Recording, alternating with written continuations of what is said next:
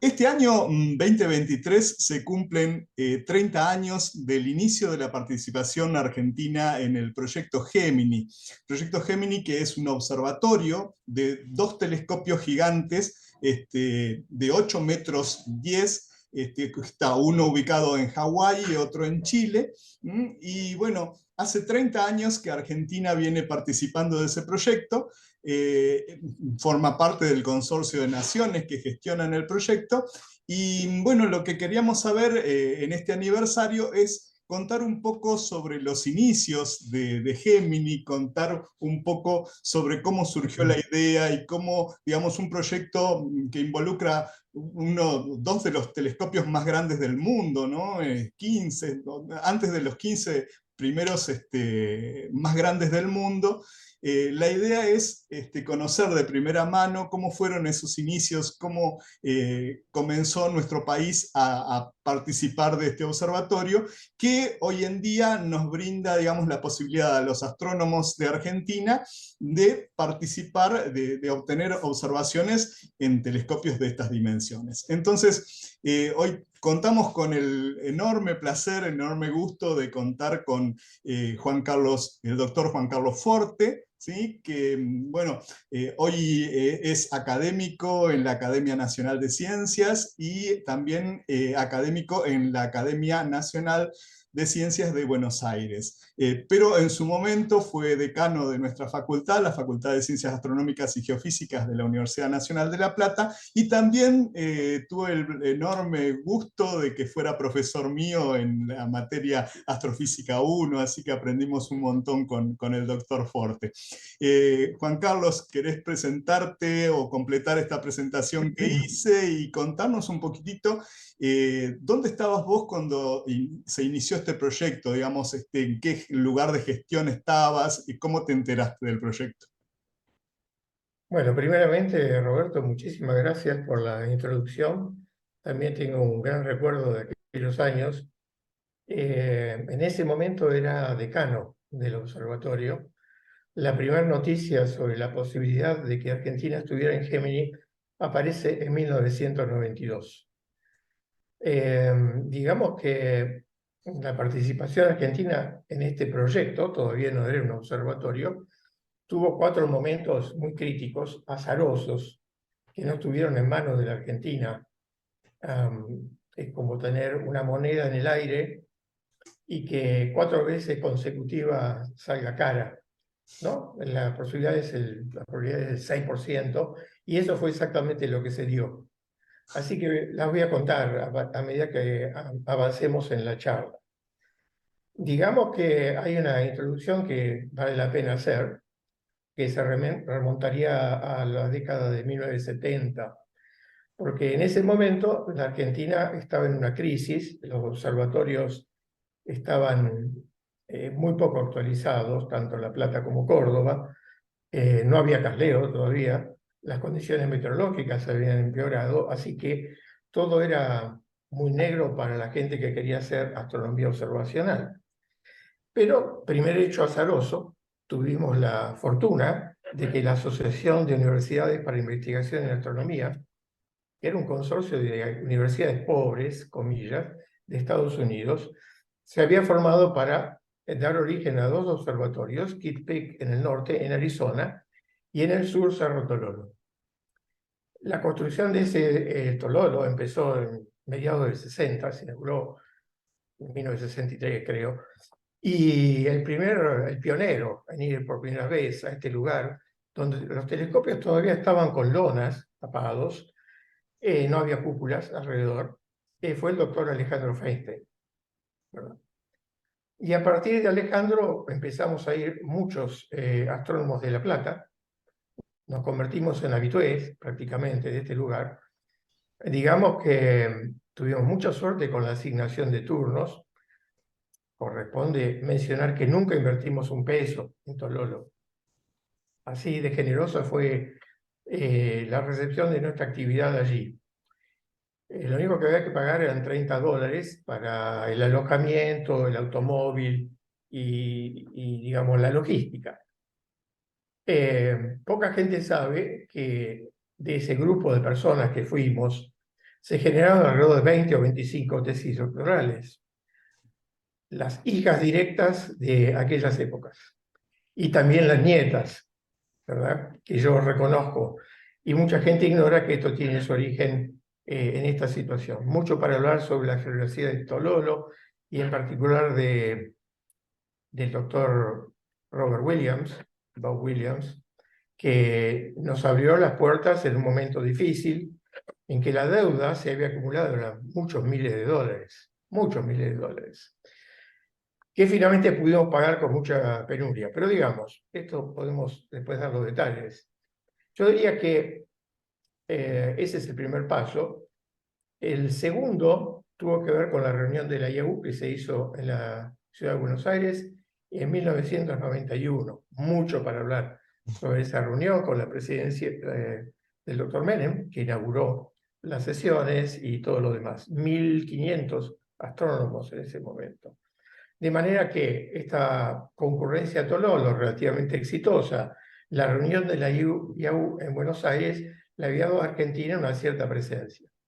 Y el plus del doctor Saade, que era como un barco insignia de las relaciones internacionales de la Argentina en ese momento, ¿no? Ahora, Gemini, ningún astrónomo argentino pidió participar en Gemini. No fue así la historia.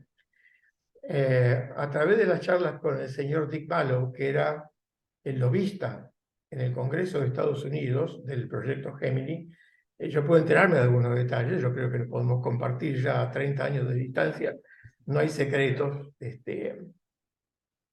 Digamos que la cuestión se inició, Gemini es la respuesta al VLT europeo.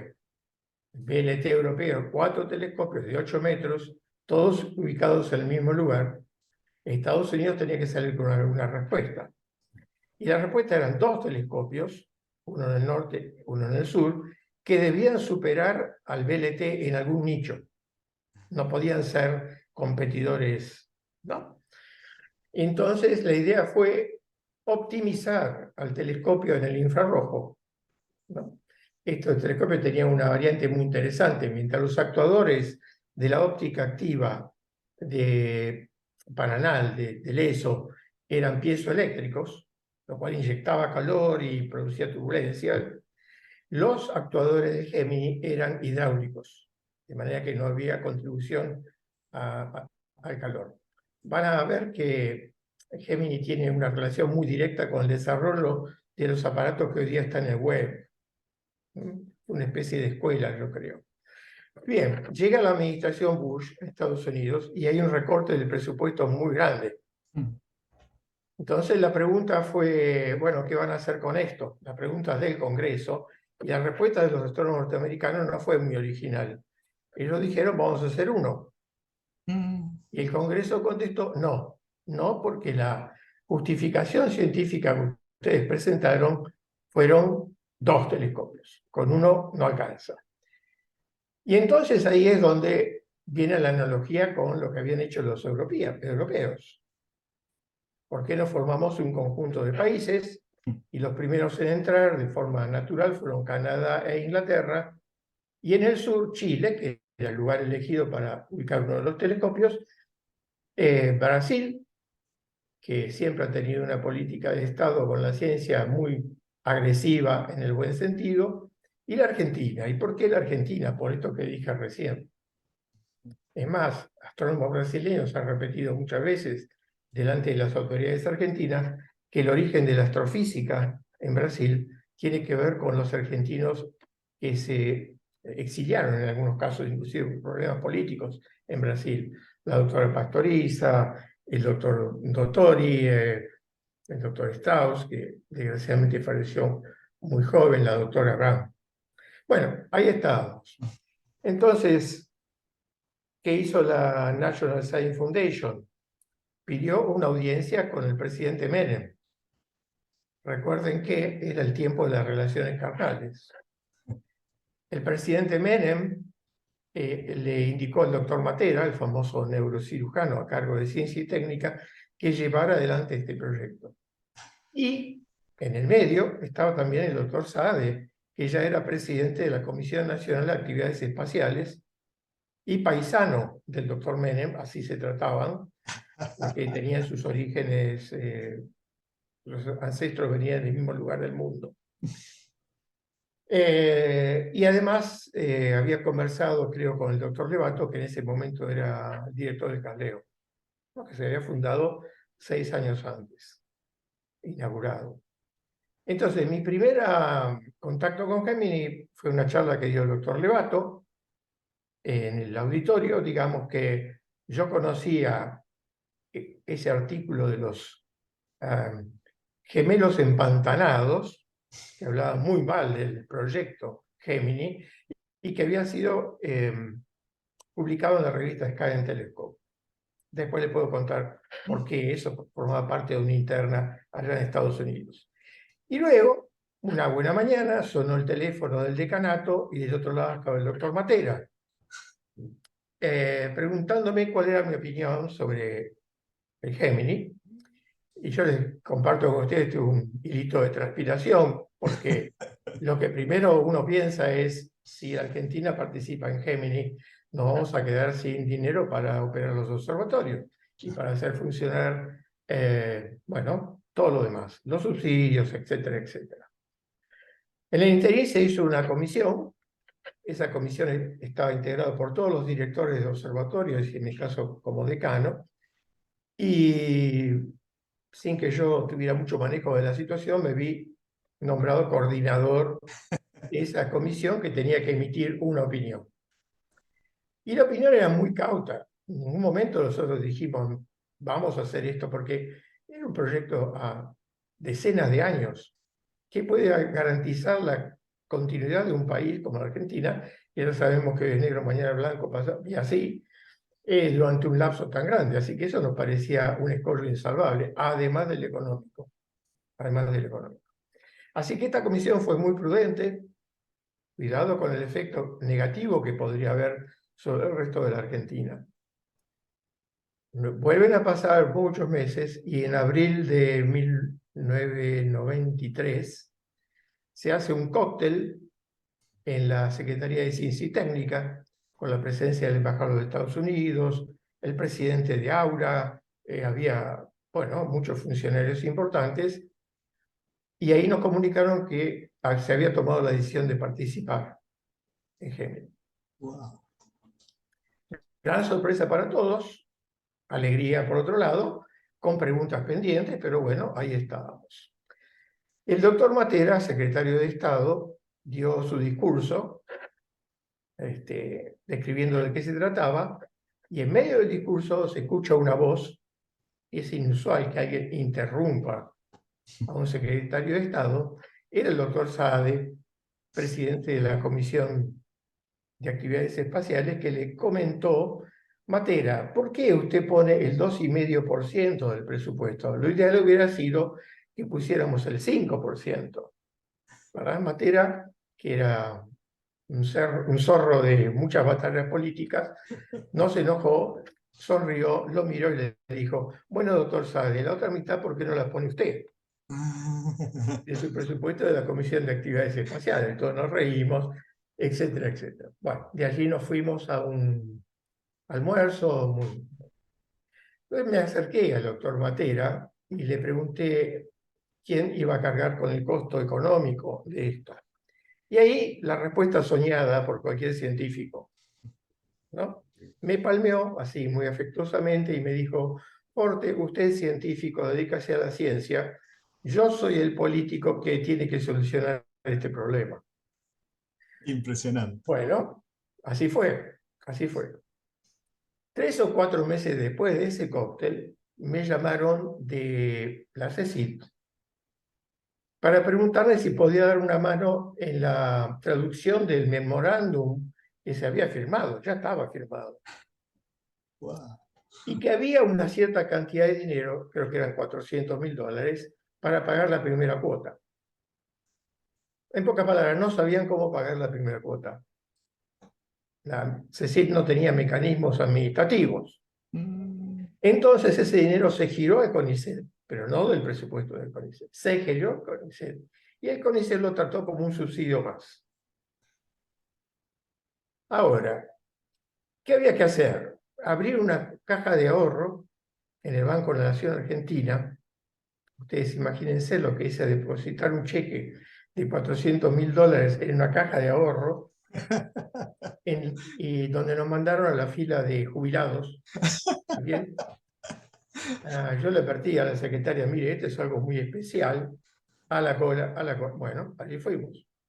Cuando ese billete, ese cheque estuvo sobre la mesa, la señora entró en pánico y llamó a un gerente. El gerente vino y miraba el cheque, me miraba a mí, ¿de dónde sacó este dinero? Y bueno, ahí le expliqué el problema que se había planteado. Y ahí está la segunda moneda en el aire. La primera fue que Estados Unidos había quedado sin presupuesto. La segunda, ese gerente que me atendió era primo del doctor Agudín, que había sido mi profesor de electromagnetismo en el observatorio. Lo cual creó un vínculo muy Increíble. amable. Y este señor encontró todos los pasos administrativos legales para que se viera que no era un individuo el que estaba enviando esa plata, sino que era un organismo nacional. Mm. Yo por ahí le puse como ejemplo la ONU. La Argentina tiene una cuota y cada proyecto internacional en que la Argentina participa. Así que en ese marco fue el primer pago a, a Gemini, a la National Science Foundation. Yo creo que estuve 3 noches sin dormir hasta que llegó el recibo, ¿verdad? Claro. Así que ahí teníamos el dinero ya de la primera cuota, pero había otros problemas para superar, porque la Argentina no había firmado el convenio definitivo. Eso era un memorándum de entendimiento. Y mi pregunta, responsable en cierta manera, era, ¿qué pasa si la Argentina no lo firma? Así que hubo que hacer otro convenio por el cual esa plata volvía a la Argentina si Así. Matera no firmaba, lo cual yo les contaba que iba a ser así.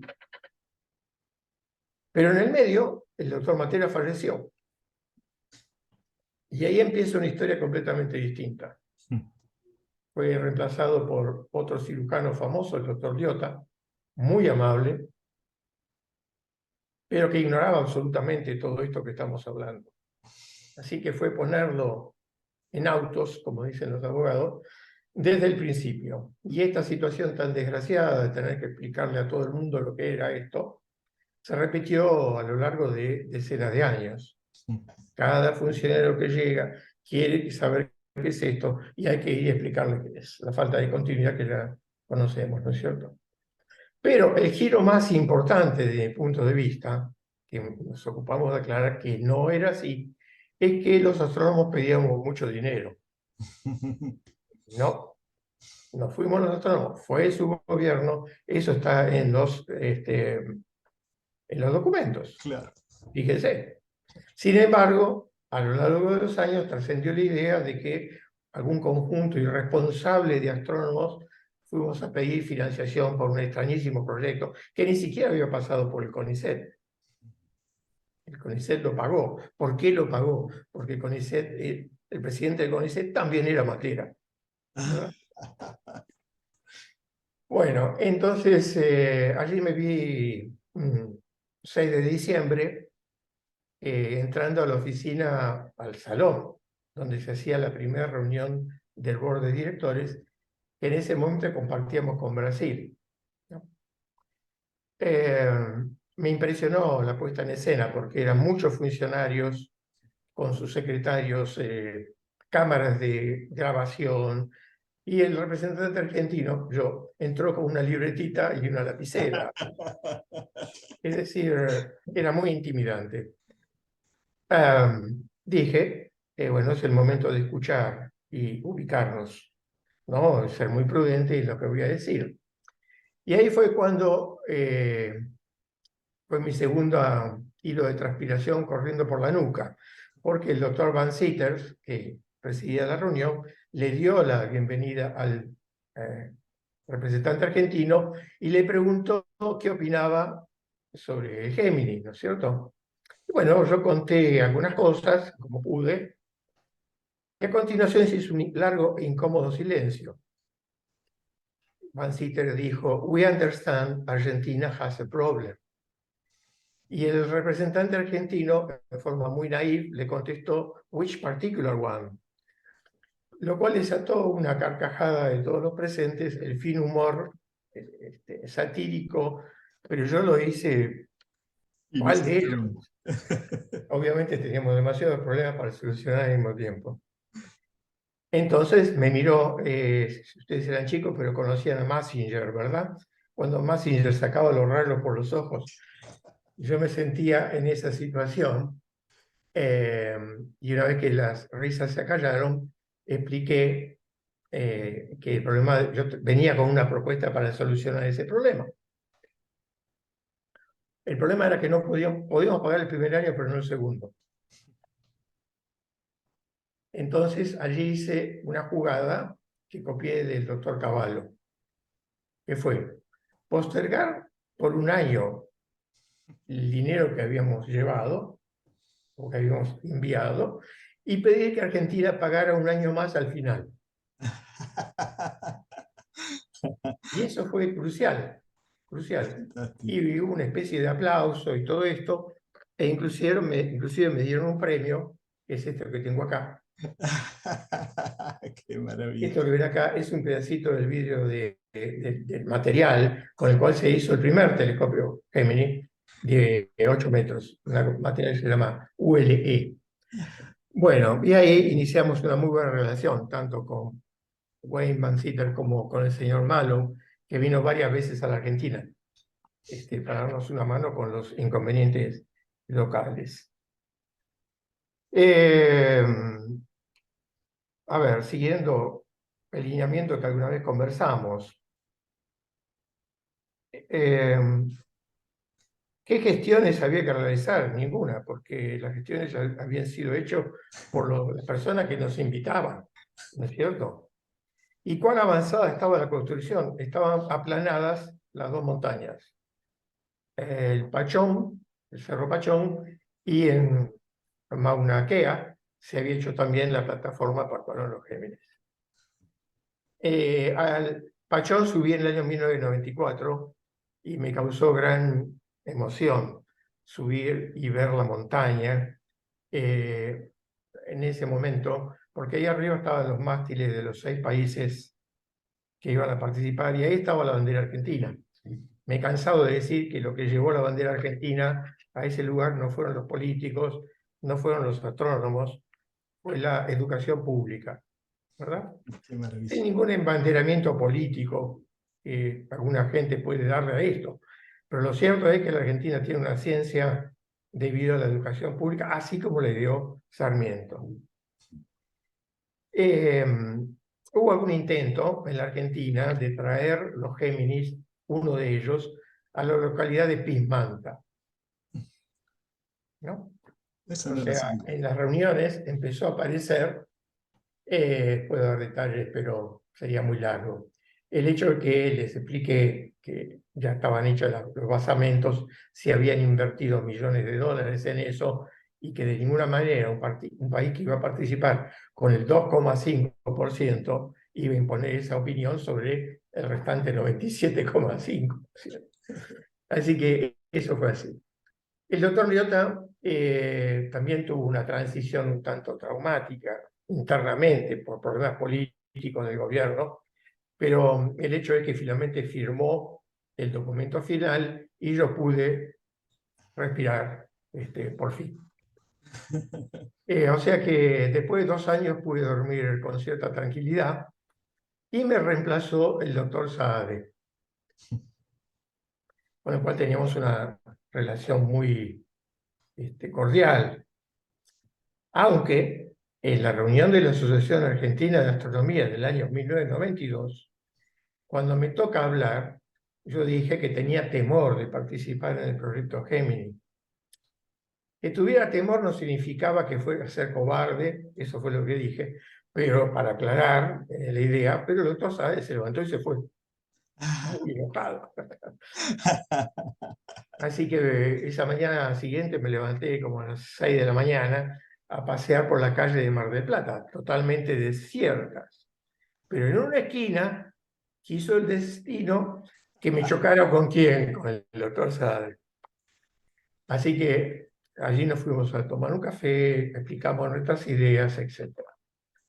El doctor Saade llevó adelante este tema por algunos años, pero también terminó en mi misma situación, agotados directamente.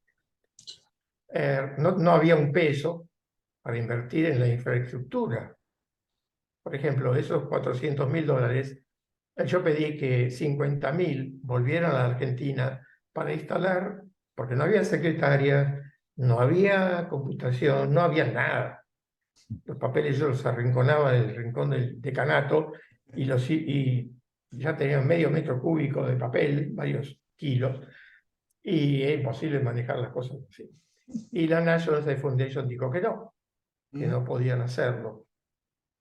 Pero entonces ocurrió algo interesante, y es que el delegado inglés, británico, mejor dicho, en ese momento, propuso un programa de becas para los estudiantes argentinos, que se llamaron las becas Gemini. Así que las becas Gemini salieron de esa, que varios astrónomos que vos conocés, Roberto, usufructuaron en su momento. Bueno, en algún momento se hace cargo del proyecto nuevamente la Secretaría de Ciencia y Técnica, que estaba a cargo del doctor Caputo. Y aquí viene la tercera moneda en el aire. Caputo no tenía presupuesto, lo cita al doctor Saade y a toda la comisión de ese momento, no recuerdo bien quién la integraba, pero Saade me pidió que fuera en representación de él porque estaba muy enojado. Así que llegué y el doctor Caputo muy amablemente nos dijo que habían hecho un gran esfuerzo y que no se podía pagar. Y que para dar fe de estas palabras venía el director el jefe ejecutivo del gabinete de ministros a explicarnos en persona que era inviable la participación.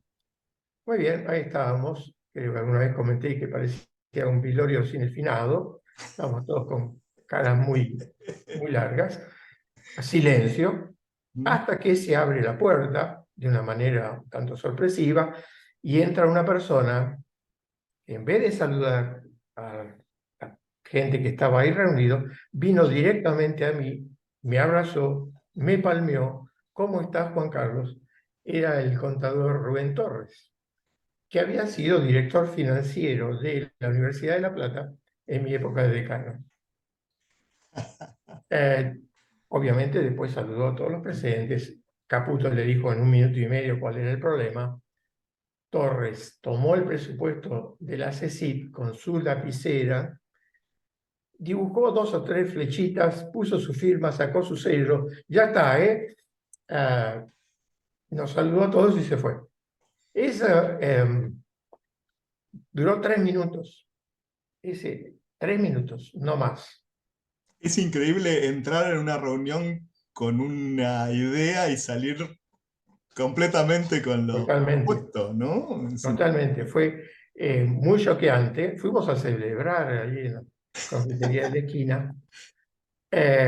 Caputo volvió a decirnos: veo que ya no soy creíble para ustedes. Fue muy amable. Caputo era aficionado a la astronomía. Ah, sí, ah. Tenía un telescopio tapado con una lona, telescopio muy caro, muy grande, y me comenta al despedirnos: a veces cuando le saco la lona tengo miedo de que abajo esté el doctor Saade. Es genial. Y así siguió la historia, ¿verdad? Eso se encaminó, se pagó todo lo que había que pagar, y en el año 2000, me tocó ir a la primera reunión del Comité Científico de Otorgamiento de los Turnos en Hawái.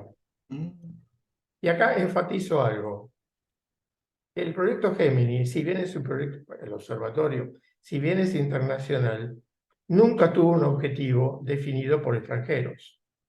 toda la astronomía que se ha hecho durante 30 años ha sido decidido en la Argentina, por los astrónomos argentinos. Y además de eso, los contenidos eran confrontados con los restos de las propuestas que venían de los otros países, y en ningún momento hubo objeción alguna a lo que se estaba planteando. Y además, era un proyecto plural, temáticamente hablando, porque el telescopio se podía usar para planetas, para medio interplanetario, para estrellas, para cúmulos, para galaxias, para cosmología. O sea, cubría una amplísima gama de temas que se hacen en la Argentina. Y en eso hago énfasis, porque existen otros proyectos, pero si ustedes ponen un poco de atención, van a ver que todos ellos tienen un punto central, que es un objetivo decidido en alguna parte del planeta. Y no está mal que participemos en eso, obviamente no. Pero la característica distintiva de Gemini fue una total soberanía en ese sentido. Un aspecto muy inquietante de esa reunión en Hawái fue que el representante de la Universidad de Hawái propuso que no hubiera cupos por países, que todas las propuestas compitieran todas contra todas. Wow. Y eso era terrible, porque imagínense que después de pagar todo esto, uno volvía a la Argentina, muchachos, saben, no, vamos a pagar toda esta plata y no vamos a usar el telescopio. O al Alguna gente, revés, los que pagaban todo y después copaban a exactamente, Argentina. pero las probabilidades más bien apuntaban en la otra dirección. Así que bueno, eso fue un momento muy difícil, pero entró en ese momento un astrónomo muy respetado en Estados Unidos, Fred Gillett. Fred Gillett le da el nombre al telescopio en Hawái, y él dijo claramente: señores, nuestros socios latinoamericanos nunca supieron ni nunca tuvieron por delante esta propuesta, ni el gasto de operación. Esos eran los dos gastos, los dos puntos que nunca habían sido tratados públicamente, ¿no? Y conseguir, bueno, la operación fue, los gastos de operación fue un problema todos los años, ¿no es cierto? En todas las historias durante tantísimos, a lo largo del tiempo. La recepción de la comunidad argentina fue de entusiasmo, yo recuerdo, y que me tocó hablar tanto en la facultad como en las reuniones de la asociación, pero entusiasmo limitado, porque en el momento en que uno pasaba a pedir colaboración gratuita, que no vayan a imaginar que todos los que participamos en esto cobramos un peso, al contrario, creo que sacamos plata de nuestro bolsillo, y nos privamos de unas cuantas cosas. Viajar en colectivo en Arizona y no en taxi como todos los demás, y cosas por el estilo, ¿no? No había apoyo económico de casi nada, ¿no? Así que, bueno, ahí empieza la historia en el año 2000. En el año 2006 tuve la oportunidad de compartir una noche de observación con el doctor Rubén Díaz en Gemini. Y para mí fue muy emocionante entrar entrar a la sala de observación, al cuarto de control, y después de haber visto que ahí no había nada, había polvo, pedazos de piedras, y ahora estaba esta bestia tecnológica allí funcionando y que la estábamos usando. Así que mi primera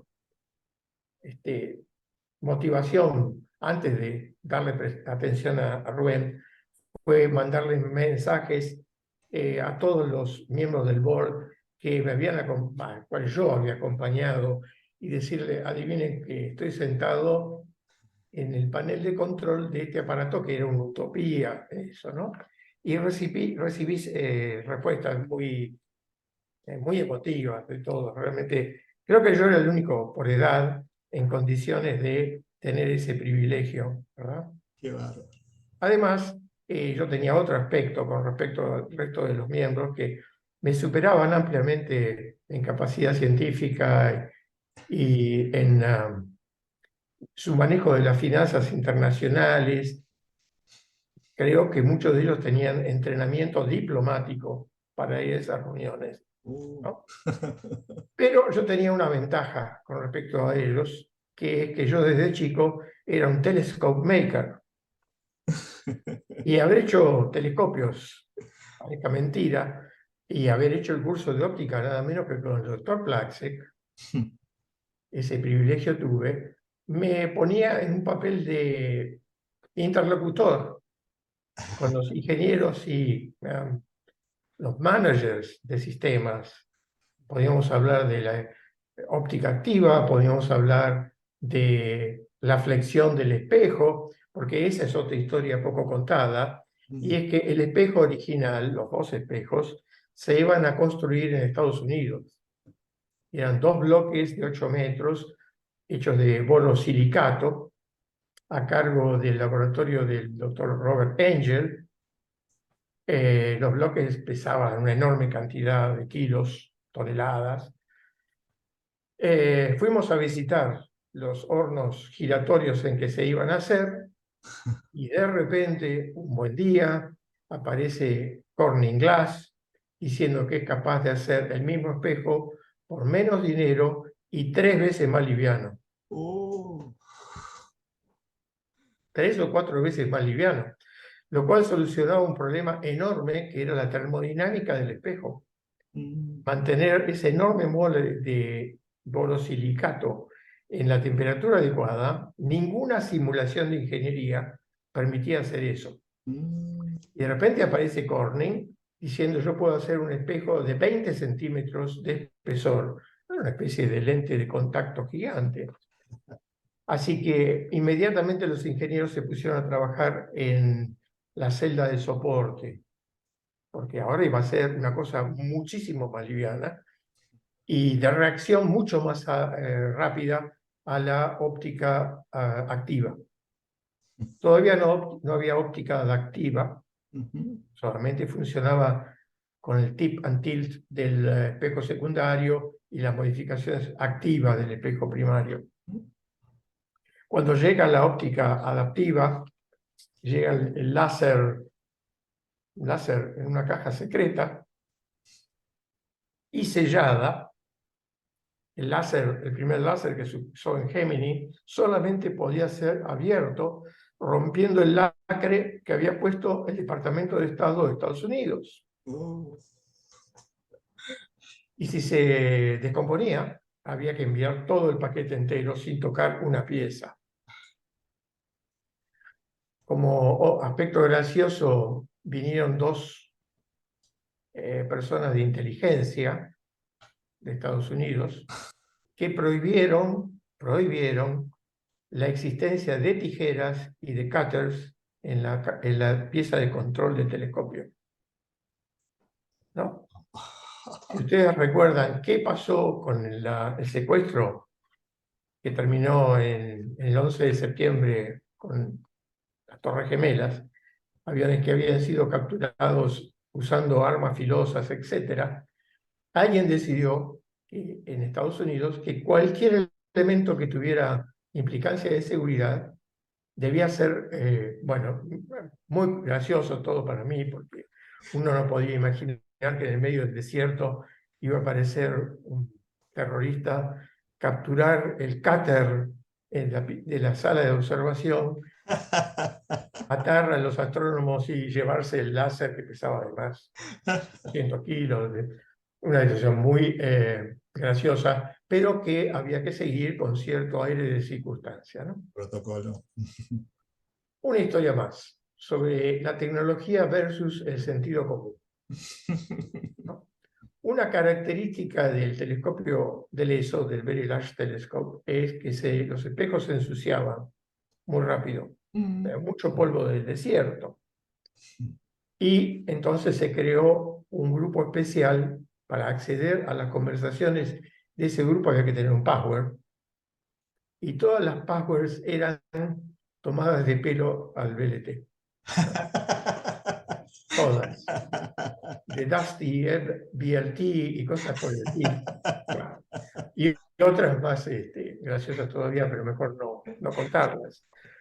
Entonces ese grupo llegó a la conclusión de que había que instalar un láser en el espejo secundario y con ese láser barrer la superficie del espejo y quemar las partículas de polvo. Muy interesante, pero lo más importante es muy caro, muy caro. Y además hubo algo que detuvo esto, porque los experimentos que se hicieron, el láser quemaba las partículas de polvo, pero también los pedazos de vidrio Claro. se habían aluminizado y eso no podía ser. Así que eso era un problema muy serio. Bueno, ¿cómo solucionar esto? ¿No es cierto? ¿Cómo solucionar esto? En el año 2005 me tocó estar en un panel de revisión de Gemini. La National Science Foundation me dio ese privilegio. Ya no iba como representante de la Argentina, sino como una especie de inspector del proyecto. Todos me trataban con mucha veneración porque yo venía de muchos años antes y fue una estadía muy, muy agradable. Y ahí me contaron la solución al problema del polvo. ¿No? ¿Cuál fue? Eso se solucionó yendo al supermercado Jumbo de La Serena, donde compraron 4 o 5 bidones, esos que se usan para la nafta, compraron unas escobas con unos pompones de plástico y compraron un detergente muy suave con agua. Entonces se solucionó poniendo un tapón de goma en el agujero del espejo primario. Lo gracioso era ver a todos los operarios vestidos con esas ropas anticontaminación, con un bidón comprado en el supermercado y una escoba. O sea, debe haber costado todo $50. Bueno, eso es, ¿no? La tecnología ayuda a solucionar problemas, pero a veces también los complica. Y lo que hay que usar es esto que se llama sentido común. Absolutamente. Y cuando contaron esto delante del board de revisión en el cual yo estaba, creo que no podíamos parar de la risa. Era algo que nos parecía absolutamente... Es Un fantástico. tema que me habías planteado en su momento, Roberto, es cómo afecta el recorte de Gemini a la operación. Y mi opinión es que, desgraciadamente, alguna gente pudo haber llegado a interpretar que no ha podido hacer sus proyectos propios por culpa de Gemini, la inversión en Gemini. Y yo siempre recuerdo lo mismo. El compromiso del gobierno de aquella época y de los que siguieron después, que fueron del mismo signo político, era mantener una vía de financiación totalmente separada de aquellos que... Bueno. Por otro lado, hay una componente más antipática también que no voy a dejar de mencionar, y es que cuando uno no puede llevar adelante sus proyectos, no debe hacerlo sobre el éxito de los demás. Es Además, decir, algo que está funcionando, ¿no? algo que está funcionando, creo que la gente de la oficina Gemini actual puede dar un informe muy contundente sobre el hecho de que la cantidad de tesis, la calidad de la propuesta llevadas adelante, la cooperación internacional. Ahora tenemos a Corea del Sur sentado en el mismo panel.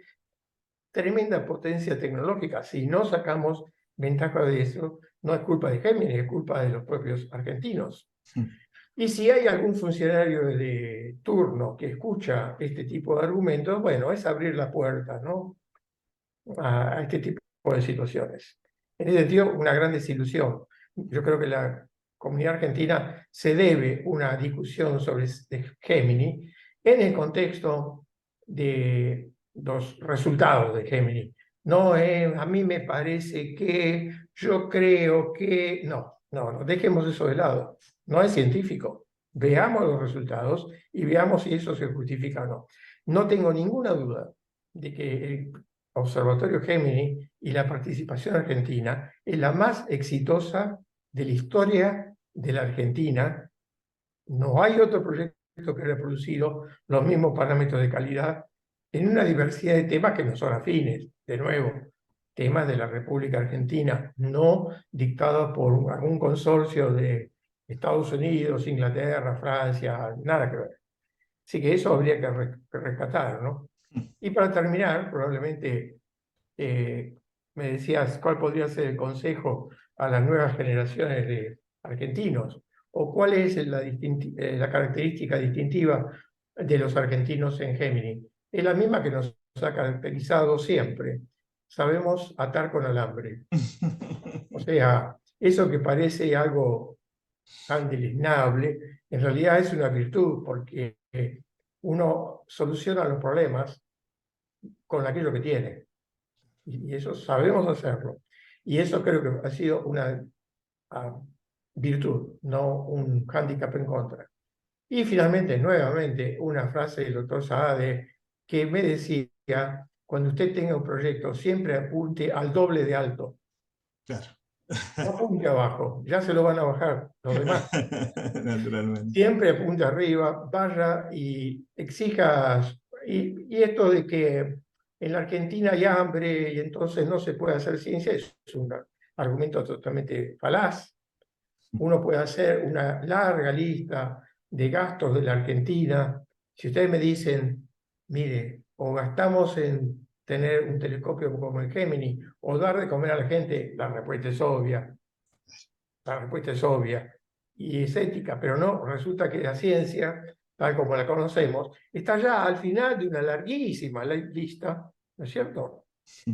Y no, mire, Gemini cuesta tanto. Mire, hay un famoso caso de un, no voy a dar nombre, pero creo que ustedes se pueden ubicar fácilmente, un funcionario que revolvió 10 años de Gemini por encima de las paredes de un convento. Claro. Así de fácil. 10 años de Gemini en un bolso. No quiero despertar antipatía política con esto, ni nada por el estilo. Seguramente ha habido de otros gobiernos también que han hecho eso, pero no podemos admitir, creo, como comunidad, este planteo de que la ciencia no puede ser financiada por el Estado argentino, ni en la situación actual, que veremos cómo se encamina, ni en el pasado, ni en el pasado. Así que esto que decía el doctor Cerci, no, el doctor Sade, el doctor Cerci fue también muy activo participante en los principios del proyecto. Desgraciadamente falleció muy joven, pero recuerdo al doctor Cerci que en el panel original del CASLEO, ¿no?, la activa participación. Para astrónomos jóvenes, este tema de compartir telescopios e instrumentos forma parte de la cultura, ¿no es cierto? Pero en aquellas épocas, cuando yo era chico, los telescopios eran de los observatorios y no se compartían. Cada uno tenía su... Su ¿no? casita. Más aún, fíjense cuál es la influencia de Aura sobre la Argentina, que el convenio que hace funcionar el CASLEO es una copia del convenio de Aura. Nadie inventó nada. Claro. ¿No? Nadie inventó nada. Todo esto que ustedes ven allí era una copia de un consorcio de universidades pobres, como digo, que se ha convertido en el sistema de gerenciamiento de los más grandes proyectos astronómicos de los Estados Unidos. Ahora evolucionó en ese sentido, el CASLEO no. CASLEO no.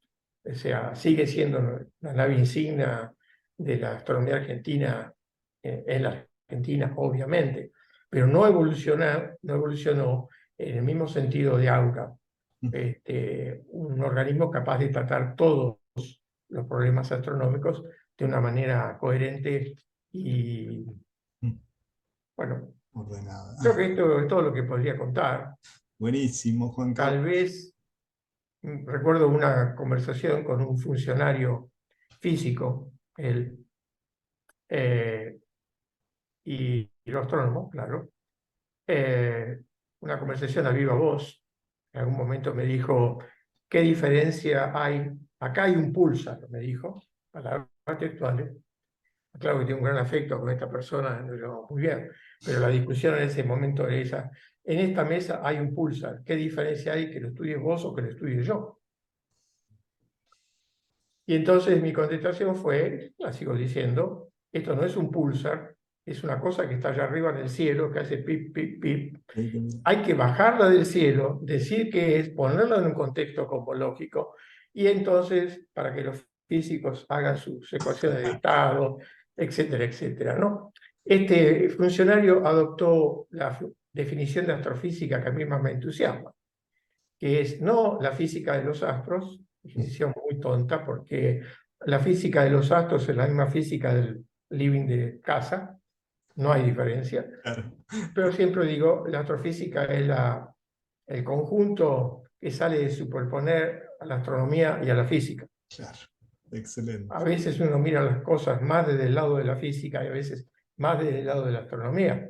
Sería necio negar que es necesaria una colaboración entre ambos, pero también es un poco obcecado negar que son dos culturas diferentes. Ujú, completamente, Y sí, sí. ojalá la facultad siga teniendo, como intentamos hacerlo en aquellos años, esta bandera distintiva, no discriminativa, ojo. No, no, Estoy hablando complementario, de pero... si somos astrónomos por esto, no somos otra cosa, y que eso se mantenga. Así Totalmente. que, por mi lado, muchas gracias por esto. No, muchas gracias Juan Carlos, la verdad que fue fantástico, creo que va a haber un montón de gente realmente que se va a enterar de muchas cosas con esta charla que hemos tenido. Y me quedó una sola cosita nada Sí, más, ¿no? como frutillita del postre. Imagínate que Argentina es potencia, ¿no? Como por ahí se Sí, dice que en algún momento Argentina lo va a sí. hacer. ¿Qué proyecto te gustaría que Argentina entrara, digamos, en el futuro? ¿En qué, digamos, en qué lado, a qué lado tendríamos que ir, ¿no? Como La para mía es una seguir. perspectiva muy limitada, porque uno tiene una fecha de vencimiento profesional, y yo creo que la he superado ampliamente, aunque sigo haciendo en casa, astronomía y en las academias. Muy difícil decir qué es lo que viene. La explosión tecnológica ha sido de un tamaño tal que, por ejemplo, yo tuve la suerte de vivir la transición analógica a digital, ¿no? O sea, yo era un astrónomo analógico en mi infancia y de repente caí en una pecera donde todo era digital y muy cerrado, o sea, pocos lugares del mundo sabían que eso estaba pasando, Claro. casi secreto, diría. Así que volver de Estados Unidos, mire, viene esto, era como vender iPhones en el desierto de Kalahari, no sé, ¿qué es esto? Así que todas sus épocas tienen su transición y es difícil decir cuál es la que viene. Pero lo que hay que, en el trasfondo, la astronomía no es, la astronomía entre casas no existe, ¿está bien? No existe. Esto, bueno, tenemos un telescopio chiquito, no, no es así. Lamento decir que si uno quiere hacer astronomía seria, tiene que competir con el resto del universo que produce conocimientos. Y cuando uno lo critica, dice, bueno, usted publica para los demás, porque esa crítica también la ha recibido, y mi contestación ha sido obvia. El mundo produce mucho más para nosotros que al revés. Y eso está allí. Si lo queremos usar, lo usamos. Y si no lo usamos, así será, ¿no es cierto? Este, Fantástico. ser fiel a esto de que la astronomía es un esfuerzo internacional y que la cantidad de neuronas que hay en el cerebro de los estudiantes y de los jóvenes argentinos es la misma cantidad de neuronas que hay entre los individuos que se convertirán en líderes de la ciencia en otras partes del mundo. Claro. Así que yo más que decir de un proyecto particular, que no sabría cuál, lo que diría es no nos bajemos de esta característica tan propia de la astronomía, que es la generosidad y la internacionalidad, ¿no? Cuando yo digo la generosidad, es esto de que usted en su casa con una PC puede acceder a las bases de datos de forma gratuita de los astrónomos más importantes de este planeta y usar esos datos sin poner un peso de su bolsillo. Pasa con el telescopio Hubble, pasa con el Gemini, pasa con datos del colisionador de hadrones, pasa en muchos entes que tienen que ver con la astrofísica, con la astronomía en particular. Ese creo que sería mi último comentario. Excelente. Bueno, entonces te agradecemos un montón, Juan Carlos, y bueno, continuaremos indagando un poco los orígenes de Gemini Sí, y claro. revelando todas estas cosas que por ahí no Sí. se conocen Yo creo que realmente. hay dos hechos utópicos que tienen que ver con la historia de la astronomía argentina que merecerían una charla de este tipo. Uno, una gran utopía en su momento fue el telescopio del Carleo. Ujú. ¿Qué es lo que hubo antes? ¿Qué es lo que hubo en su momento y qué es lo que hay ahora? Y también la reunión de la Unión Astronómica Internacional, Sí, sí, sí, tuve porque el es gusto de estar. un hecho. La reunión del año 91 se hizo con una pobreza de medios sin parangón, pero con un entusiasmo que fue evidente para todos los que vinieron, ¿no? Eso Yo creo que merecería todo el mundo recuerda la reunión de Buenos Aires, hasta un incendio tuvimos, ¿no? un incendio que con los años me enteré había sido un atentado. Ah, esa no la sabía. Así que bueno, eso lo dejamos para esa otra Para reunión. la próxima. Bueno, Entonces, muchas no, gracias, al Juan contrario, un gran Carlos. abrazo, Un saludos para abrazo para todos. usted.